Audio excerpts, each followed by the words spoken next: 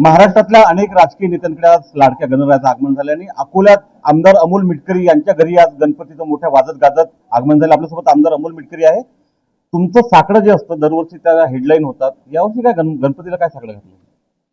राज्यावर जे अवकाळी संकट शेतकऱ्यावर आहे ते लवकर दूर हो. अजूनही ओल्या दुष्काळाचं सावट दिसते महाराष्ट्रावर. आणि माझे जे बॉस आहेत अजितदादा पवार, हे महाराष्ट्राचे आगामी मुख्यमंत्री असोत.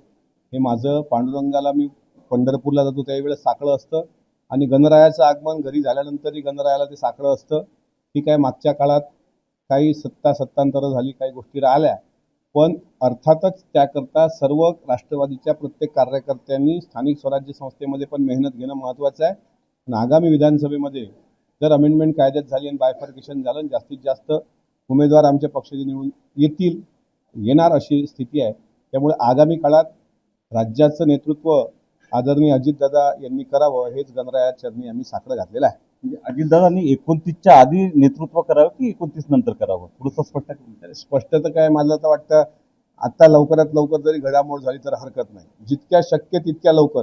पण तुका म्हणे येथे न चाले तातडी, प्राप्त काळ घडी आल्याविनं. योग्य घडी येऊ द्या. राज्याचे मुख्यमंत्री अजितदादा असतील याबद्दल माझ्या मनात काही शंका नाही.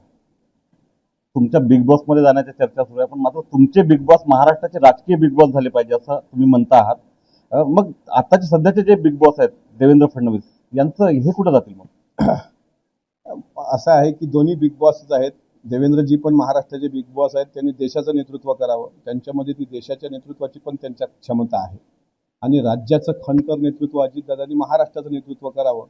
ही दोन्ही बिग बॉस जरी असतील महाराष्ट्राचे, तरी आमचं साकडं तर तेच आहे. आता बाप्पा कोणाला पावतो ते आता येणाऱ्या काळात दिसेल.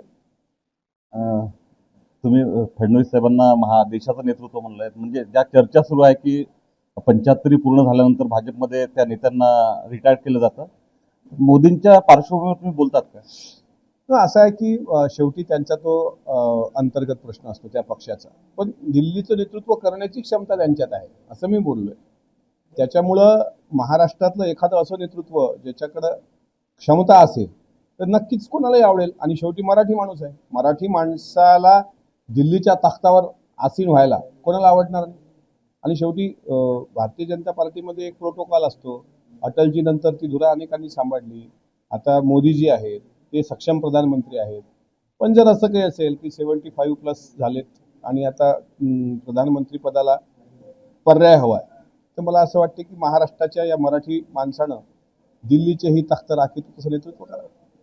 देवेंद्र फडणवीस यांनी देशाचा बिग बॉस व्हावा आणि अमोल मिटकरी यांचे बिग बॉस जे आहे ते अजित पवारने महाराष्ट्राचं राजकीय बिग बॉस व्हावं, म्हणजे महाराष्ट्राचं मुख्यमंत्री व्हावं असं साकडं गणरायाला घातल्याचं आमदार अमोल मिटकरी म्हणाले. उमेश शरवणे, एबीपी माझा, अकोला. एबीपी माझा, उघडा डोळे बघा नीट.